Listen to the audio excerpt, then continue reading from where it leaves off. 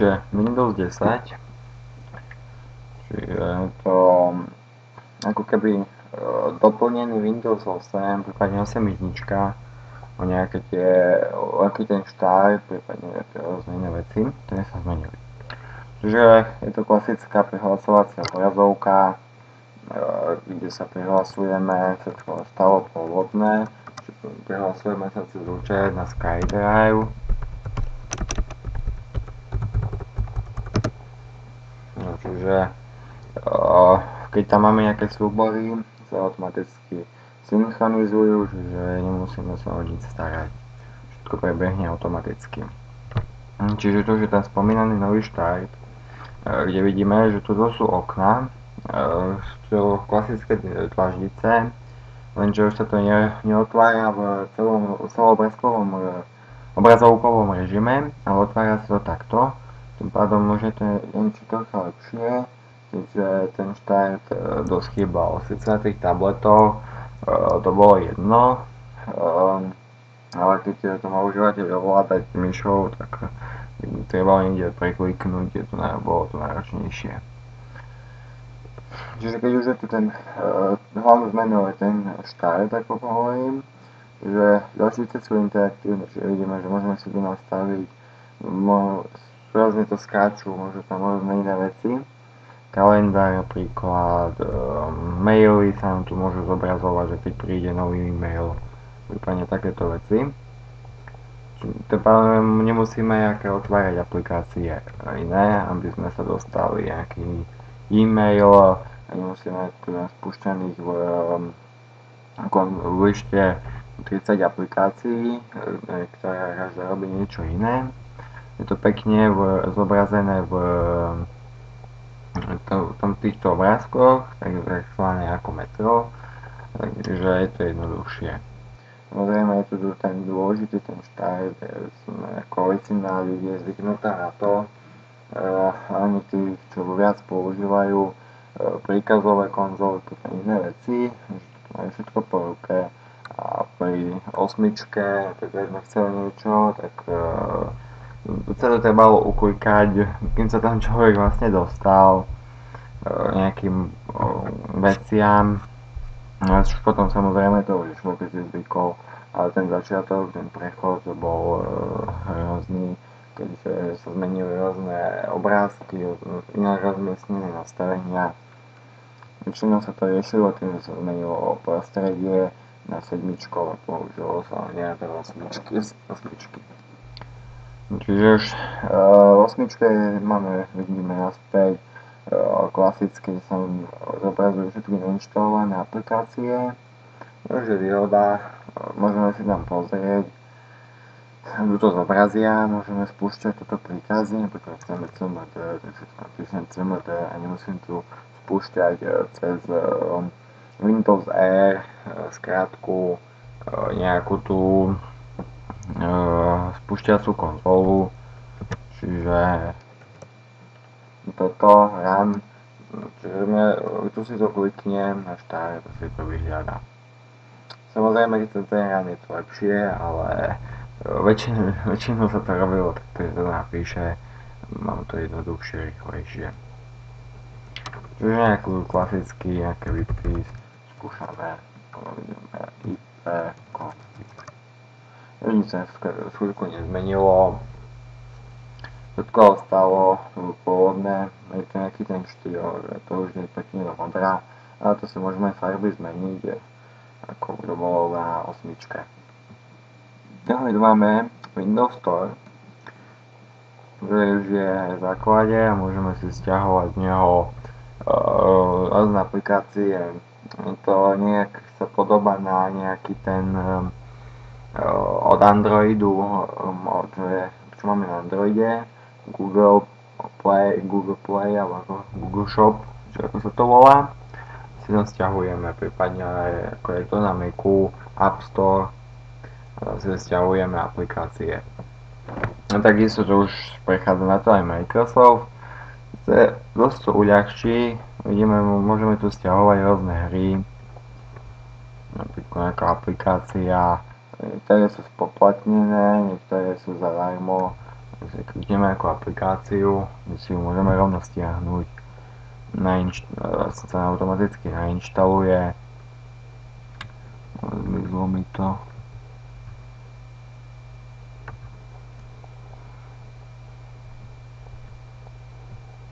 Čiže nepotrebujeme stiahovať nejaké inštalačky z netu, no ale počítam, že pokiaľ sa tu do tohto storu budú nahrávať všetky hry, všetky iné veci, tak to ešte potrvá. Tým pádom, keby sa to tam nahrávalo, tak je to jednoduchšie. Klikneme jednoducho na install a ono sa to začne inštalovať. To sa mi nepáči, že tuto mi dali nejaké okienko, že toľko je stiahnutých.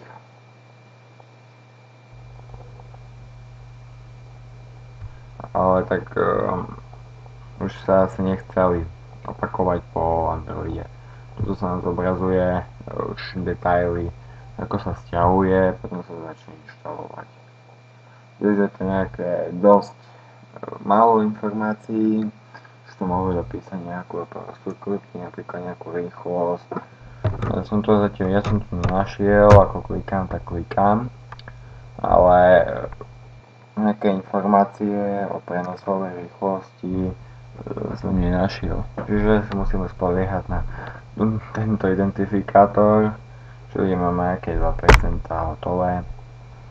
Musíme sa na to spoliehať, keďže nemá tu rýchlosť, keď máme rýchlosť čas, si to približne odhadneme ako dlho. Čiže teraz, keď to dosťahuje, tak si tú aplikáciu automaticky nainštaluje klasické, ako je to v mobiloch. Microsoft myslí skôr na využitie operačného systému na tabletoch, na prípade all-in-one PCs, kde máme stolný počítač, ako keby stolný počítač, prípadne ako keby notebook, kde si odobratím obrazovky, zoberiem ako celý počítač. Preto to takto robil. Je to jednoduché, hlavne pre menej užitečných užívateľov. Si to jednoducho pohľadajú napríklad nejakú hru, aplikáciu, si ho môžu jednoducho kúpiť alebo stiahnuť, pokiaľ je to free. Samozrejme, ešte som zvedavý, že je to ešte nejaká beta verzia, sa možno niečo upraví. Aj na operačnom systéme taktiež operačný systém sa aktualizuje. Treba sa naučiť, zase je tu niečo iné. Sú tu rôzne prvky, osmičky a skutku aj sedmičky. Uložený dokopy. Máme tu PC settings, nejaké ovládacie panely. Trocha také, že to zmenili názov, tak to je také zmetočné. Takže väčšinou som naučený na to, že používam môj control panel v sedmičke. Prípadne iných. Čiže tu máme nejaké nastavenia, prihlasovací obrázok, aké máme mať obrázok, heslo, prípadne iné veci. Máme ešte OneDrive, Microsoft to premenoval, kde sa to volalo SkyDrive, takže to OneDrive. Troška to seklo, keďže to mám virtuál. Čiže tuto môžeme pridať ešte viacej užívateľov. Tým pádom oni sa už prihlasujú pod stejným menom heslom, ako sa prihlasujú do toho OneDrive. Data sa im skopírujú, dané zložky a tak. Čiže tu máme update and recovery, čiže to sú aktualizácie, keďže Microsoft uverejnil, že by sa skutku mohlo dať aktualizovať 8 jednička na 10 pohodlne cez Windows Update. Čiže bolo by to ako nejaký service pack, by sa to bralo, ale skutku by sa vymenilo celé jadro systému. Preto mysle sa zdá, že takto bolo povolené zo 8 na 8 jedničku, kde bol prechod kompletne cez nejakú aktualizáciu, ktorá mala niekoľko mega, 100 mega, ktorá sa stiahla, nainštalovala a tým pádom sa vymenilo celé jadro operačného systému a prešli sme z 8 na 8. Je to jednoduchšie, si vezmem, ale čistá inštalácia je čistá inštalácia. Čiže to je ten Windows Update. Po prvom nainštalovaní mi to hneď stiahlo nejaké aktualizácie chcelo, čiže Windows sa vyvíja a ľudia, čo to používajú to ten operačný systém a sú tie chyby, bugy odosielajú Microsoftu a tento už opravuje. Podľa údajov Microsoftu by to malo byť rok beta verzia, ako testovacia verzia, kde myslím si, že mohli by to aj trocha predĺžiť, ale ak si vezmem, že predošlé systémy ešte pred 7 Microsoft vôbec netestoval verejne. Čiže vydali operačný systém, ktorý bol taký deravý, že museli to opravovať a behom mesiaca vyšlo niekde 100 aktualizácií na niektoré operačné systémy. A potom keď to trebalo dávať dokopy, tak stiahovať všetky aktualizácie, inštalovať, tak to bolo zdĺhavé. Tu vidíme update, čiže vidíme, aké aktualizácie sa nainštalovali, klasicky nejaké Defendera a nejaká systémová aktualizácia.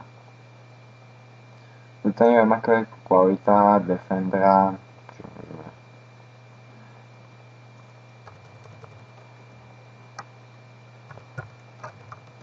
nenašlo nám to. Čiže aká je kvalita Defendera, to neviem, ale predpokladám, že je taká kvalita Defendera ako na Windows, ako na klasické sedmičke, čiže nič to nenájde, ale to je dobrý pocit, že ho máme. Tu máme Skype, už vidíme, že je trocha iný, všetky aplikácie sú dizajnované takto do takto okna, kde sa to spustí a už to stačí iba prihlásiť.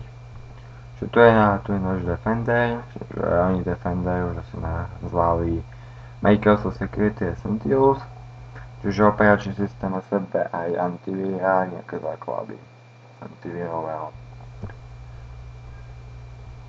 Ale celkom sa to podobá Microsoft Security Essentials. No neviem, ako sa to bude správať pri nainštalovaní ďalšieho.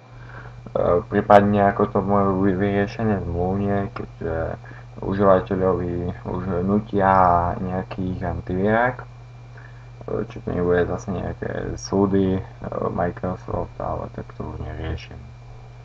Predpokladám, že to bude asi iba v Release Candidate, čiže potom už bude na výber, keďže je to len testovacia verzia, tak niektoré antivíráky môžu mať problém sa tu spustiť, keďže potrebujú napríklad nejaké knižnice, ktoré má len 7, prípadne nejakú funkciu, ktorú má len 7, prípadne 8, 8, ale napríklad na 10 to môže byť trocha pozmenená nejaká syntax, nejakého DLL-ka, nepádom to nepôjde.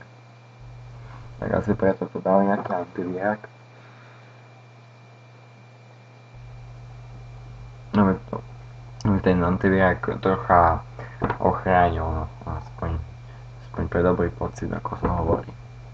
Že už dali nastavovanie, čo máme je to upravené, je to klasický, ten control panel, je to také jednoduché, skôr je to riešenie pre užívateľa, aby ten užívateľ sa to jednoducho orientoval. Pre správcu to už asi sa nič nezmenilo, že všetko ostáva rovnaké, ak máme service.msc, tak to ostane klasické.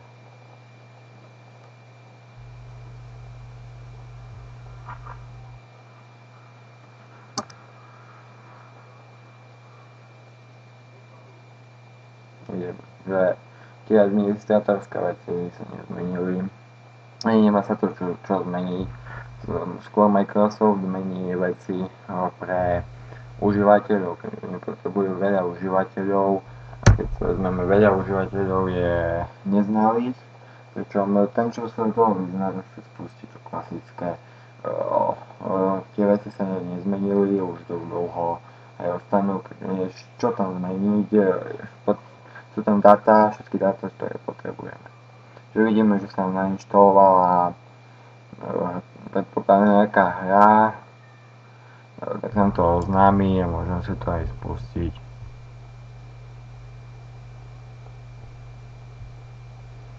Čiže môžem to zatvoriť, ten device, celý. Čiže máme všetky aplikácie, ktoré som si zvolil, nainštalované. Čiže to je také zjednodušené, taký nejaký zjednodušený control panel, kde si užívateľ jednoducho preklika, ráno ide na internet, tak si to klikne, a bude vidieť, že je pripojený, nie je pripojený, je to jednoduché.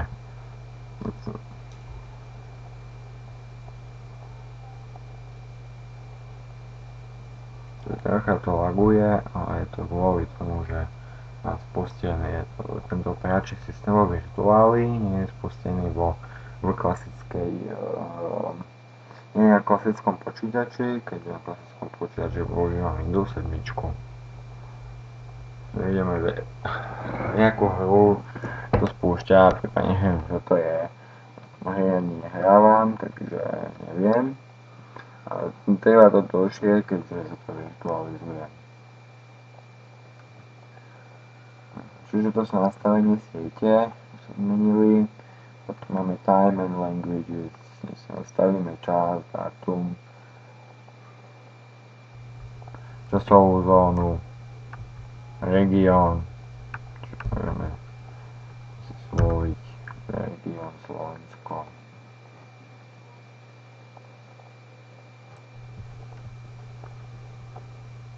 Treba to tu pohľadať, stlačenie dneska to nefungovalo, tak to malo by to byť zmenené, že tu nikde nevidíme nejaké tlačidlo, že save.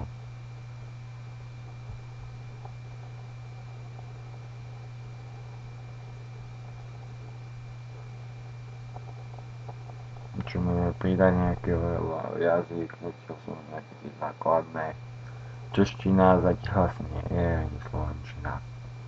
Nebude až asi neviem kedy, väčšinou to robia pre angličtinu, na veľké krajiny, a čo Slovensko a Česko sa asi tam tak skoro nedostane.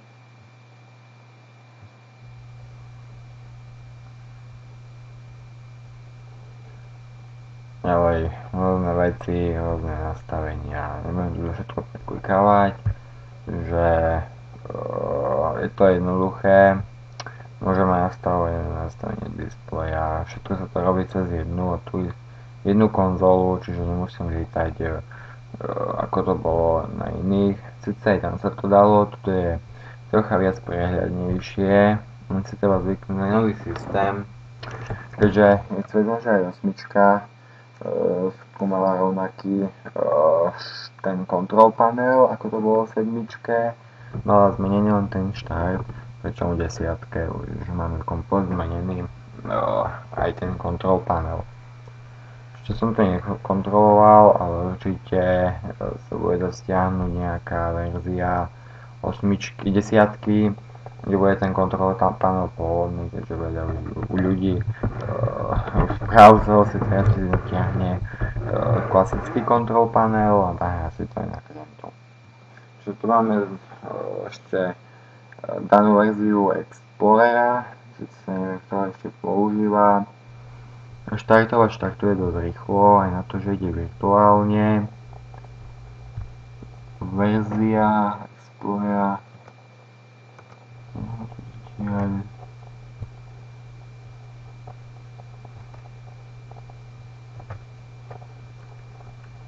Zatiaľ neviem, keďže to trocha primrzlo.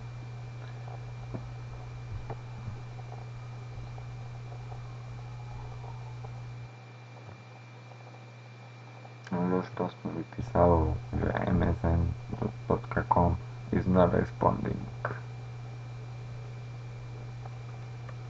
Je to nejaká tá reklama, tak asi preto.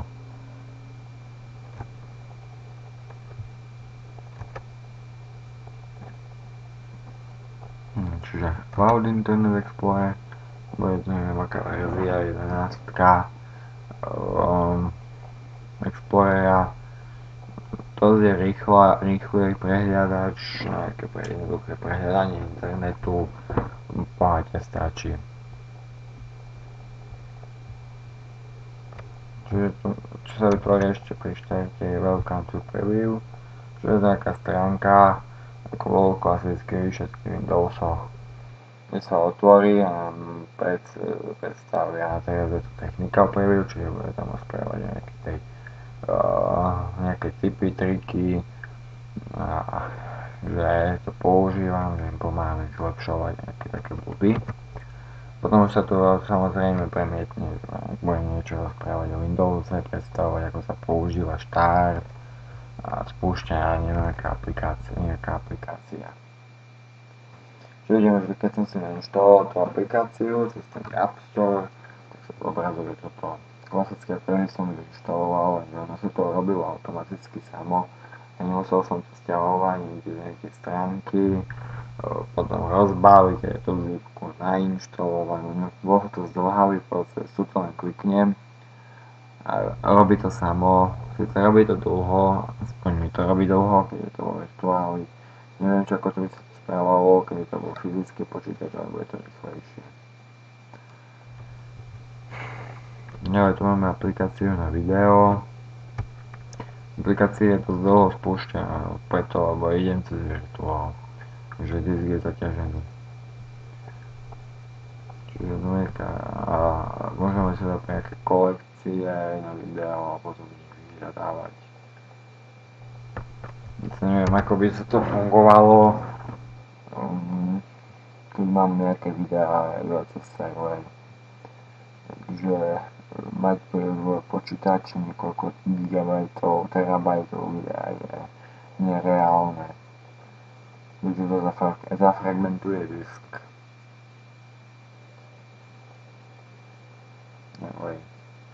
File Explorer.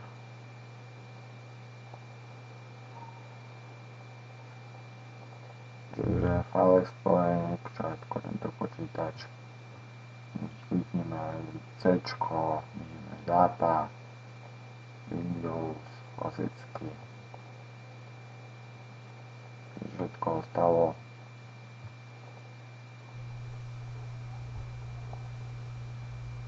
Čiže to je konkrétne 64-bitová verzia.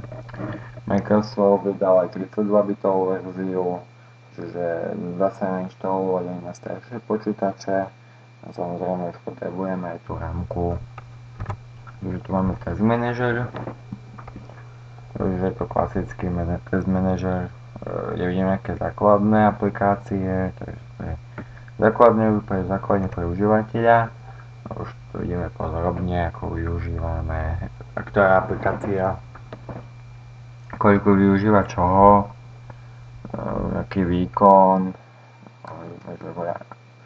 Rámku mám 1 GB a mám 661 MB zaplnené. Ešte by to chcelo viacej, ale viac si nemôžem dovoliť. Čiže tu máme oddelené podľa užívateľov, vidíme, že ktorý užívateľ má tú aplikáciu spúštenú, sú tam štandardne nejaké systémové aplikácie. Ak by som to malo, že sa viacej účtov, tak tam bude viacej týchto, napríklad viacej užívateľov prihlasuje na jeden počítač, tak tam bude mať tam 5 užívateľov a každý sa prepoj iba odhlásený, iba loknutý. Takže vidím, že aj keď iní užívateľia majú nejaké spustené, nejaké iné aplikácie. Prepojenie s ich serverom je síce dobré, ale niekedy môže byť obmedzujúce. No sa to bude tak zrušiť určite.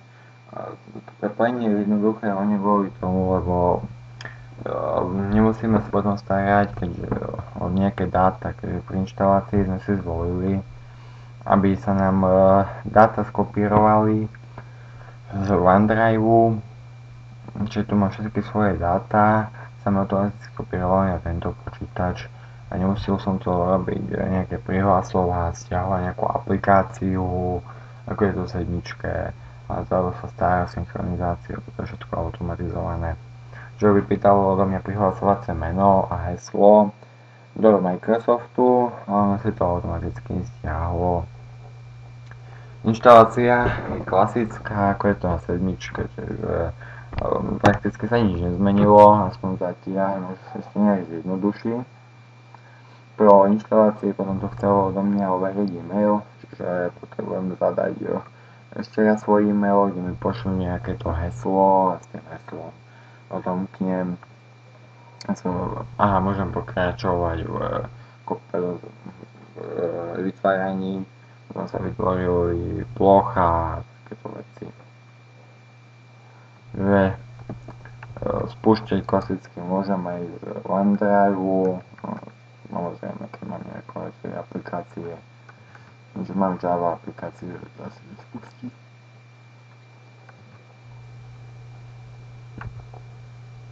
Čiže potrebujeme Java. Áno, že systém navrhol, môžem stiahnuť všetky aplikácie, ktoré sú na 8, 7, tak ja tam to 10 malo už fungovať.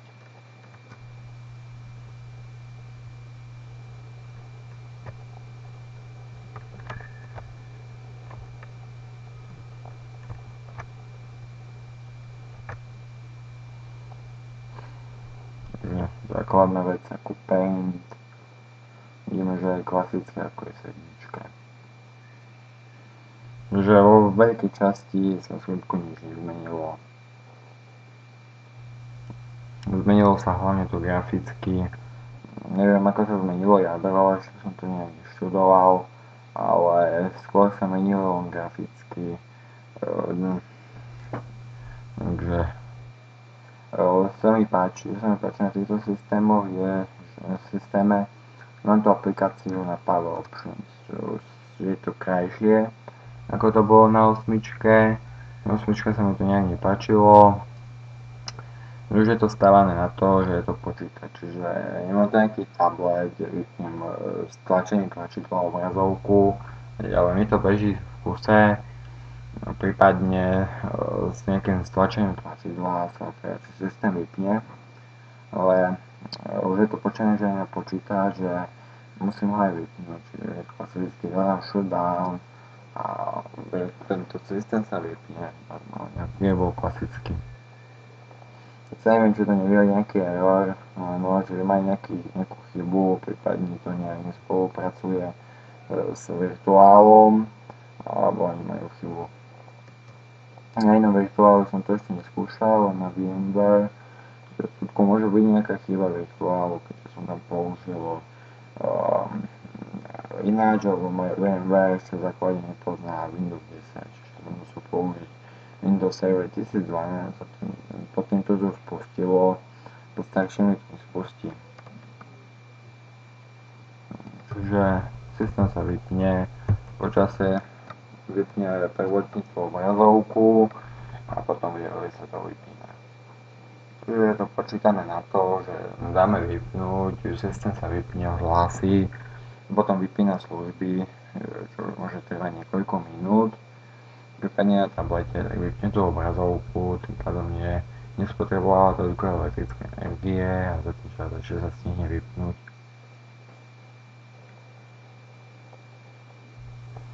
No, čiže vidíme, že teraz sa už operačný systém vypol. Čiže požiadavky na pohode som tu nainštaloval na 1 GB RAM, 200 MB bolo ešte voľných. Je to dosť málo, ale na bežné prehľadanie internetu, ako je Facebook, otvorené majú 2-3 okná, tak to pohode stačí. Samozrejme pre užívateľa, ako ja, je notoricky napustený 30 okien v Mozilla, prípadne na prehľadači, tak to 1 GB RAM neudrží, keďže potom sa to zaslapuje. Pozerám sa na Google, VMware, mám preblikáva myška. Čiže to by bolo asi všetko z tej 10. Základné predstavenie, čo sa zmenilo, ak sa nejak to študujem, nejaké tie, čo sa zmenilo v jadre, uvidím. čiže kernely, nejaké zmeny. Som zvedavý, ako to bude s tým upgradeom, či to nakoniec Microsoft povolí, čiže ako to sľúbil, či bude zadarmo, alebo ako hovoril v vtipe, že prečo to Microsoft pomenoval 10, alebo 9 sľúbil zadarmo. Takže som na to zvedavý, dúfam, že to bude zadarmo, prípadne zadarmo aj z upgrade z Windows 7, ak by to bolo, tak by som to aj oskúšal, ale som zatiaľ zvyknutý na tú 7. Ale ako počítam, Microsoft začne pomaly odpisovať 7, ako odpísal XP, ale XP sa teraz používa, ale už odpísal XP na Skype, kde boli SP2, som to musel opravovať, kde to jednoducho vyriešil, takže to vôbec nespustí, vyhodí to chybu kernel a to treba len buď upgradenúť na SP3 alebo preinštalovať. Čiže upgradeom sa to vyrieši chyba len krátkodobo, keďže počítam, že o niekoľko mesiacov Microsoft vyjde nejakú novú verziu Skypeu, kde všetko zase zmení a zase to nepôjde, a chvíľku sa to presunie na Vistu, potom príde 7 na rad. A takto pomaly budú to nuťovať ľudí prechádzať na nové systémy. To je zase všetko.